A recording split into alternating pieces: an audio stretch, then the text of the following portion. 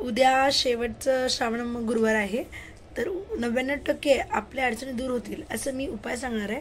तर नमस्कार, मी गीतांजली सज्जे लंगोटे आपलं सहर्ष स्वागत करीत आहे.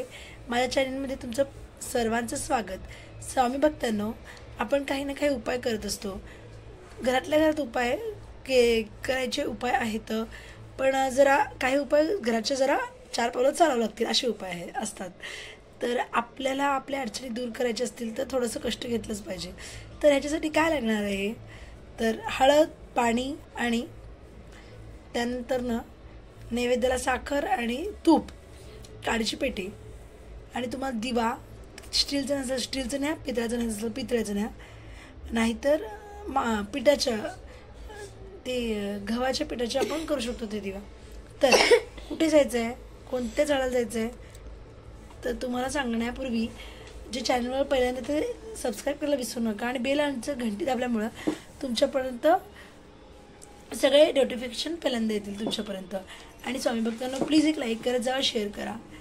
तर आता मी सांगते तुम्हाला कोणत्या झाडाला जायचं आहे. तर सगळे साहित्य सांगितलेच आहे आणि फुलं वगैरे घरात असेल तर घरात गरपण वगैरे न्या. तर पिंपळाच्या झाडाला जायचं आहे. आणि जर तुमच्या कुंड्यात असेल पिंपळाचं झाड तर चालेल का, नाही. जर जुनं खूप पिंपळाचं झाड असेल, कल्पवृक्ष आपण कसं म्हणतो, जुनं ते सोनं कसं म्हणतो, त्या पद्धतीने या पिंपळाच्या झाडाला कसं मोठं झालं असू दे, जुनं असू दे, ते लवकर पॉवरफुल होतं आहे. तर काय करायचं आपण हे 3 महिने करायचं आहे. आठवड्यातून 2दा जायचं आहे. एक म्हणजे वार आहे गुरुवार आणि दुसरं वार आहे शनिवार. गुरुवारच्या वारला जाताना आपल्याला त्याच्यामध्ये हळद घालायचं आहे. जे आपण तांब्या भरून नेतो त्याच्यामध्ये थोडंसं हळद घालायचं आहे. म्हणजे हळदयुक्त पाणी गुरुवारी ते लावून दिवाबत्ती करायचं आहे. तुपाचा दिवा लावला तर उत्तम. आणि तुम्हाला पिठाच्या दिव्यात लावायचं असेल पिठाच्या दिव्यात लावा, तर कुठलाही दिव्यात लावा. आणि हळदयुक्त पाणी घालायचं आणि आपली इच्छा बोलायचं. पहिल्यांदा संकल्पयुक्त करून संकल्प म्हणायचा. आपण मी या वेळेस 3 महिने येणार आहे, एकाच टाईमला गेलं तर उत्तमात उत्तम होत आहे. आणि संध्याकाळी 7च्या आत आपण हे कधी बी करू शकतो, संध्याकाळी गेलं तरी चालेल. आणि मग काय करायचं, उदबत्ती, कापूर तुम्हाला काढायचं लागलं तर ते तर प्रदक्षिणा तुम्हाला किती घालवडतं तेवढं घालायचं. तुम्हाला कोणतं नामस्मरण आवडतं आहे, ओम नमो भगवते वासुदेवाय किंवा श्री स्वामी समर्थ, ते नामस्मरण करत करत 11 प्रदक्षिणा करायचं. ही सेवा करताना कोणाशीही बोलायचं नाही. त्यानंतर दुसरं वार आहे शनिवार. शनिवारी काय करायचं, आंघोळ करताना आपण मिठाचा खडा घालायचा आहे. म्हणजे आपलं गुरुबळ स्ट्रॉंग राहत आहे. गुरुवारी आपल्या आंघोळच्या पाण्यात पण हळद घालायचं आहे किंवा कच्चं दूध किंवा हळद गुरुवारी आंघोळ करताना. आणि शनिवारी मीठ घालायचं, त्याच्यामुळे आपली नेगेटिव्हिटी नाहीशी होत जाते हळूहळू. हां, तर शनिवारी पण हाच उपाय करायचा आहे. फक्त आपल्याला लिहायचं मीठयुक्त पाणी, मीठ नाही, आंघोळच्या पाण्यात मीठ घालायचं आहे. आणि पिंपळाच्या झाडाला साखरयुक्त पाणी घालायचं आहे.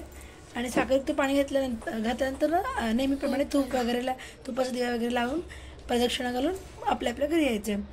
तर तुम्ही जर कामाला जात असेल तर तुम्ही सकाळी जाऊ शकता. रात्री याला 8-9 वाजत असेल तर सकाळी जाऊ शकता. आणि उद्याच्या गुरुवारचं सेवा काय करायचं तर 11 वेळा तारक मंत्र म्हणायचं आहे आणि 11 वेळा कालभैरव स्तोत्र म्हणायचं आहे. भैरवकाष्टक म्हणायचं. त्यानंतर 18वा आणि 14वा अध्याय वाचायचं. गुरुचरित्रमधील 18वा आणि 14वा अध्याय वाचायचं. आणि आपल्या सद्गुरू सारामृतमधलं 3 अध्याय वाचायचं. 11 माळी जप करायचं. इतके उद्याचे सेवा आहेत. तर आपल्या बाळांनाही सेवा करताना घ्यायचं. प्रथम सेवा सुरू करण्याच्या आधी आपण म्हणायचं गणपतीचं स्तोत्र म्हणायचं. तर माझी मुलं सांगतील बघा. दीदी प्रथम नाम वक्रतुंड, दुसरे, तिसरे, चौथे गजवक्र, 5वे श्री लंबोदर, 6वे विकट, 7वे 8वे 9वे 10वे श्री 11वे गणपती, 12वे देवनावे. अशी 12 संध्या म्हणे नरविघ्न नसे त्याला तू प्रबोध. विद्यात्यामुळे विद्या, धनात्यामुळे धन, पुत्रात्यामुळे पुत्र, मोक्षात्यामुळे गती, सत्ता गणपती 6 मासात 1 वर्ष पूर्ण होता, मिळे सिद्धीने संशय. नारदाने झालेले संपूर्ण स्वतः अशा सर्व विद्या प्राप्त होतात सद्गुरु कृपेने. तर सेवा करा आणि तुम्हीही खुश राहा, इतरांनाही खुश ठेवा, चांगला विचार राहा. श्री स्वामी समर्थ महोदय आम्हाला चांगली विद्या विद्या आमच्याकडून पूर्ण सेवा करून घ्या. आम्हाला सुखी समाधानी आरोग्य संपन्न चांगला ठेवा. तुमच्या नामस्मरण ठेवा. श्री स्वामी समर्थ. जय स्वामी समर्थ.